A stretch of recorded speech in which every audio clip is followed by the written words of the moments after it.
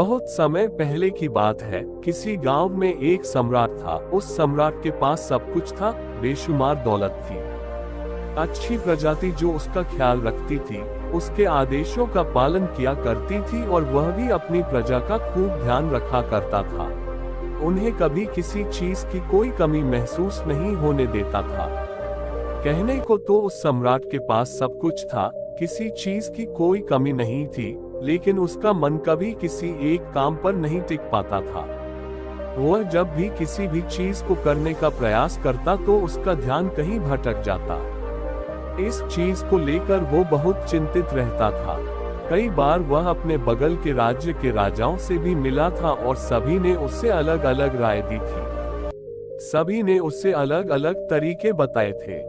जो भी तरीके उस सम्राट ने सुने थे उन तरीकों को अपने जीवन में उतारा, लेकिन उन उपायों से उसे कोई लाभ नहीं मिला, जिसके कारण वह हमेशा चिंतित रहता, परेशान रहता। कई बार तो रातों को उसे नींद भी नहीं आती और वह केवल करवटें बदलता रहता। एक दिन सम्राट के कानों तक एक बात पहुंची कि उसके राज्य में एक ऐसा असाधारण व्यक्ति है जिसके शब्द अनमोल है, जिसके एक एक शब्द में जीवन का रहस्य छुपा है, जीवन का सत्य छुपा है। और उस व्यक्ति से मिलने के लिए लोग दूर दूर से आते हैं, क्योंकि हर व्यक्ति की समस्या का समाधान वह बहुत ही सरलता और आसानी से करता है। ये बात सुनकर सम्राट बहुत प्रसन्न हुआ। उसे लगा कि अब उसके सवालों का जवाब उससे मिल जाएगा। इतनी तारीफ सुनकर सम्राट ने ये तय किया कि वह तुरंत ही जाकर उस व्यक्ति से मिलेंगे और उसे ये भी पता चल जाएगा कि जो लोग उनकी इतनी तारीफ कर रहे हैं, क्या वह सच है या नहीं। अगले दिन सुबह सुबह वह सम्राट उस व्यक्ति से मिलने के लिए निकल गया।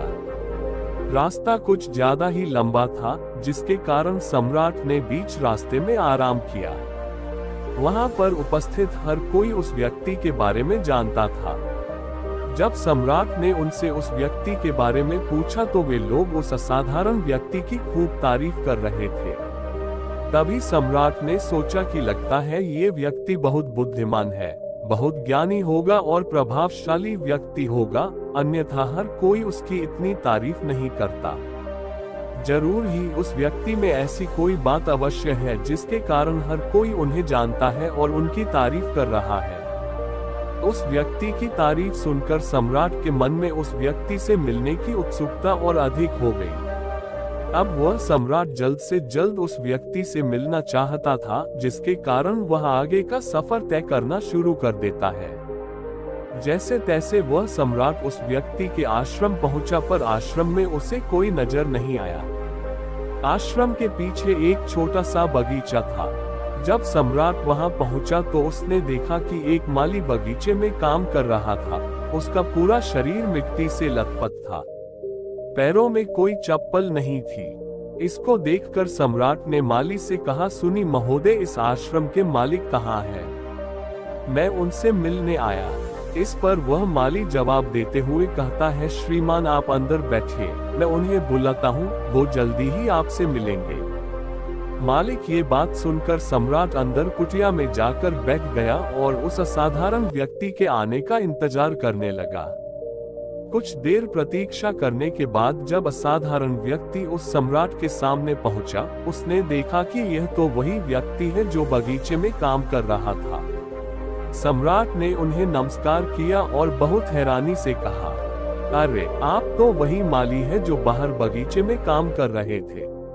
लेकिन अब की बार तो माली एक बौद्ध भिक्षु के रूप में आया था। तभी बौद्ध भिक्षु सम्राट से कहते हैं, सम्राट मेरा मजाक माफ कीजिए, मैं बगीचे में छोटा सा काम कर रहा था। मैं ही यहाँ का माली हूँ और मैं ही वह असाधारण व्यक्ति हूँ जिससे आप यहाँ इतनी दूर मिलने आए।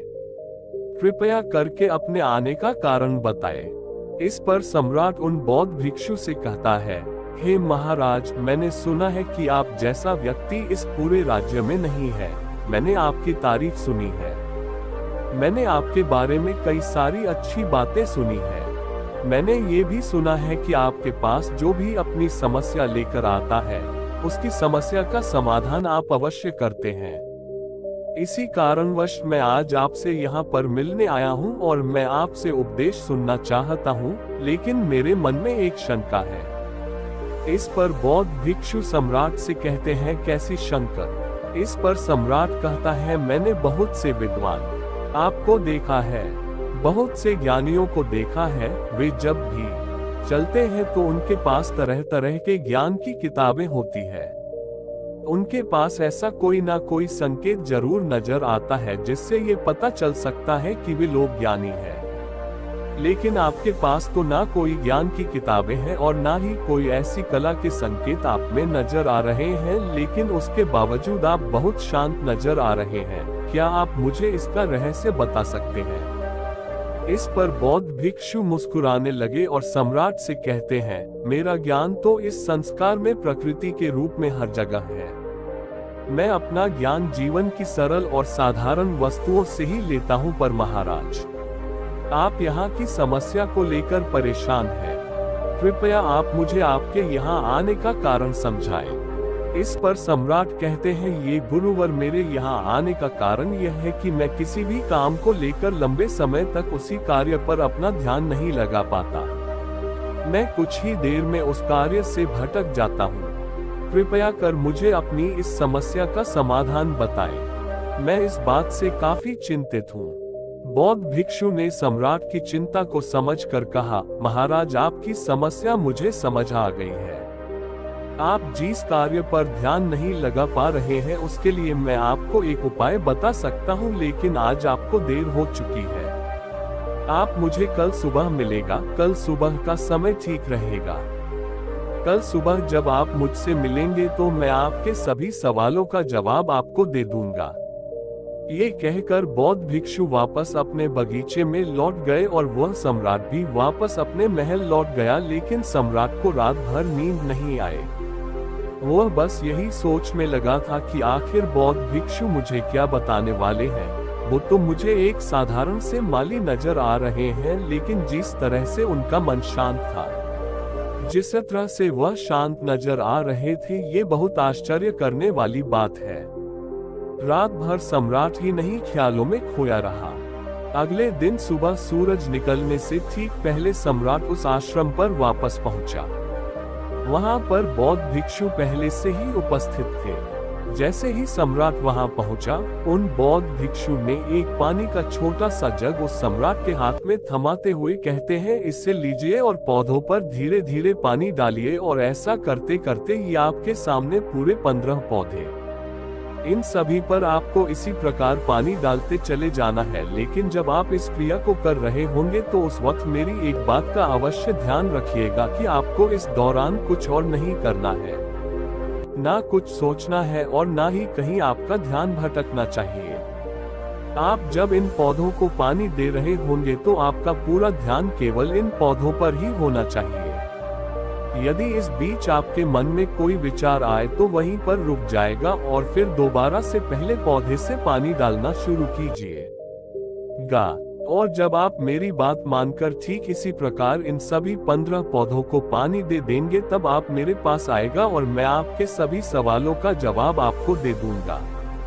उस सम्राट ने आज तक ऐसा कोई काम नहीं किया था और सम्राट को ये काम बहुत छोटा सा लग रहा था। सम्राट पहली बार ऐसा कोई काम करने जा रहा था। उस पानी के जग से पहले पौधे पर बहुत ही ध्यानपूर्वक पानी दिया और फिर दूसरे पौधे की ओर आगे गया। दूसरे पौधे पर भी उसने ध्यानपूर्वक पानी दिया। फिर उसने तीसरे पौधे पर पानी देना शुरू किया ही था कि उसके मन में तरह तरह के विचार उत्पन्न होने लगे। उसे अपने महल का बगीचा याद आने लगा, जहां पर तरह तरह के फूल थे, तरह तरह के पौधे लगे हुए थे। तभी अचानक उस सम्राट को उन बौद्ध भिक्षु की बात याद आ गई। यदि मन में कोई भी विचार उत्पन्न हो तो उसे फिर से पहले पौधे से पानी देना शुरू करना होगा। तुरंत ही पहले पौधे के पास वापस पहुंचा और उसने फिर से पहले पौधे को पानी दिया।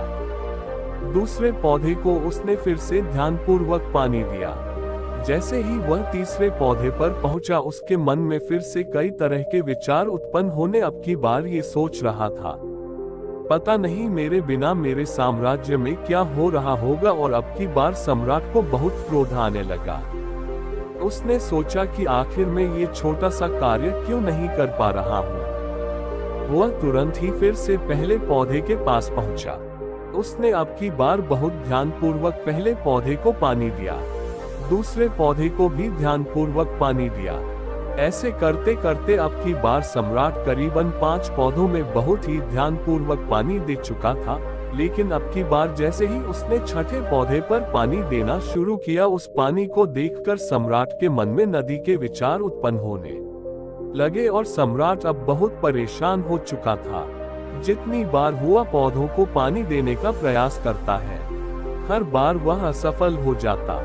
उसका मन उतना ही ज्यादा व्याकुल होता जाता है और वह खुद पर क्रोधित हो जाता। सम्राट ये बात बहुत अच्छी तरह से जानता था कि वह भिक्षु उसकी परीक्षा ले रहे हैं। वह बहुत बुद्धिमान था, इस कारण उसने उन बौद्ध भिक्षु के सभी नियमों का पालन करना जरूरी समझा। सम्राट जितनी बार भी कोशिश करता है, हर बार वह असफल हो जाता।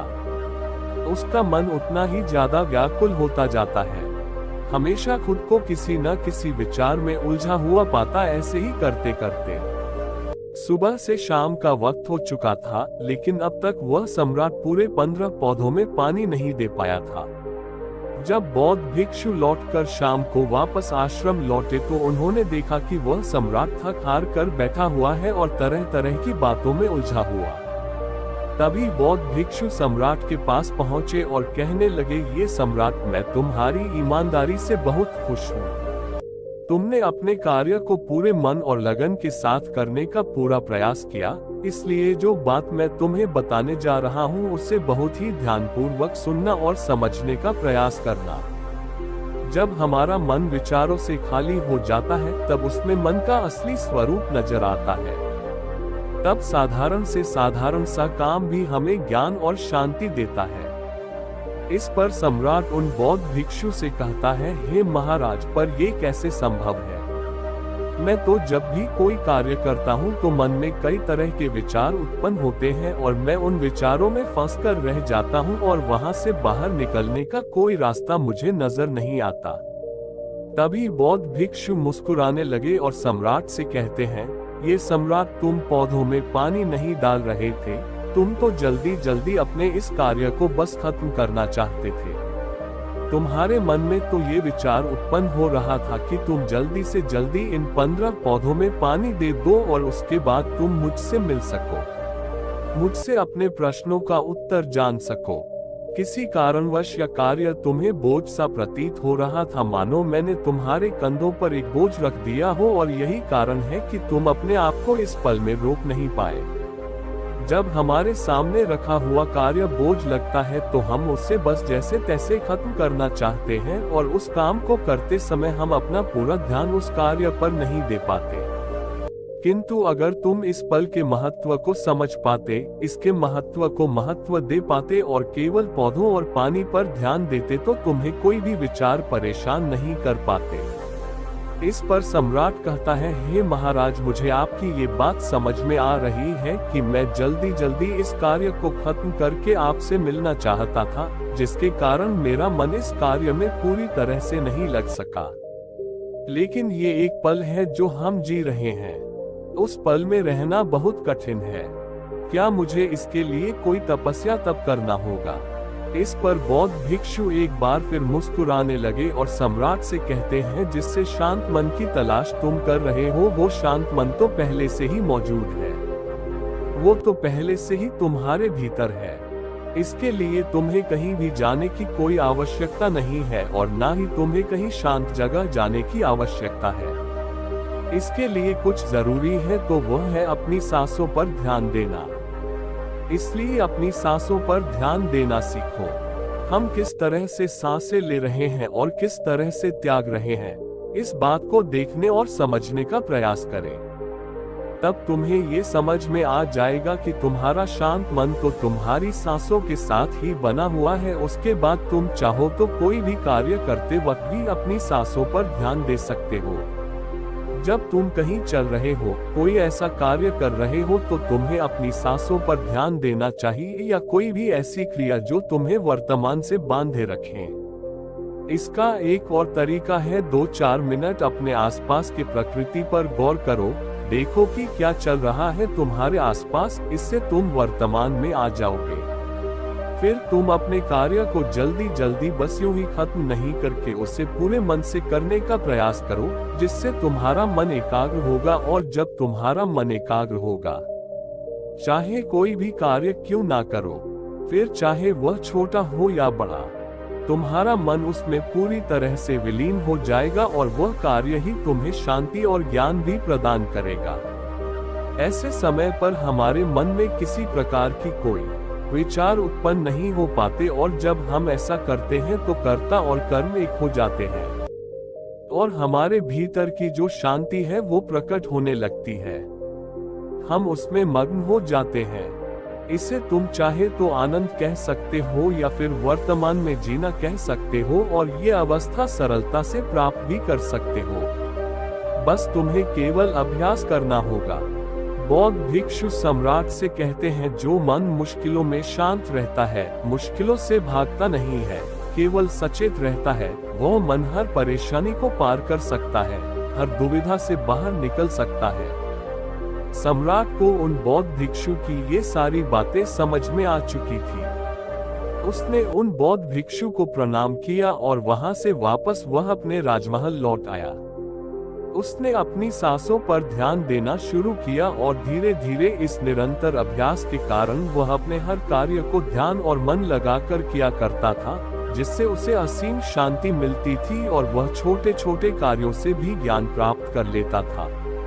इसलिए दोस्तों, का भी किसी कार्य को बोझ मानकर मत कीजिए, क्योंकि यदि आप उसे बोझ मानेंगे तो जल्दी जल्दी उसे आप अपने ऊपर से उतारने का प्रयास करेंगे, अर्थात उसे जल्दी जल्दी खत्म करने का प्रयास करेंगे। लेकिन इस प्रयास के दौरान आप जो भी कार्य करेंगे वह पूरे मन और लगन से नहीं हो पाएगा, और ऐसे में आप उस कार्य को जो अंजाम देना चाहते हैं, हो सकता है कि आप उसे अंजाम भी ना दे सके, और इसी कारणवश आपके मन में तनाव भी पैदा हो जाता है।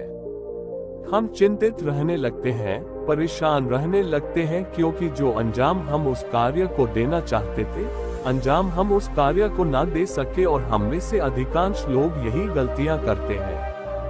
जब उन्हें कोई कार्य सौंपा जाता है तो वह उस कार्य को करने का प्रयास तो करते हैं, लेकिन वह चाहते हैं कि वह कार्य कितनी जल्दी खत्म हो जाए, और वह उस कार्य को करते वक्त अपने आप को वहां नहीं रख पाते, बल्कि उनका मन तो कहीं और ही भटकता रहता है, जिससे हमारा मन हम पर हावी होने लगता है, हमें तरह तरह के विचार दिखाता है और हम उन विचारों में डूबते चले जाते हैं।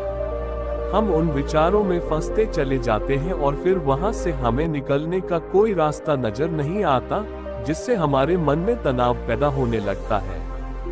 हम बहुत परेशान रहने लगते, हम चाहकर भी किसी कार्य को नहीं कर पाते, और जो कार्य हमें वर्तमान की ओर ले जा सकता था, उस दरवाजे को हम खुद ही बंद कर देते हैं, क्योंकि वह कार्य हमें बोझ लगने लगता है। इसलिए जब भी आप कोई कार्य शुरू करना चाहते हैं तो उससे पहले अपना पूरा ध्यान अपनी सांसों पर केंद्रित करें, और फिर आप चाहें तो अपने काम के दौरान भी अपनी सांसों पर अपना ध्यान लगाए रख सकते हैं, और यही सांस का जो ध्यान है ये आपके काम के ध्यान में परिवर्तित हो जाएगा, और इस कार्य में जो भी कठिनाइयां उत्पन्न हो रही है उसे आप पल भर में सुलझा देंगे।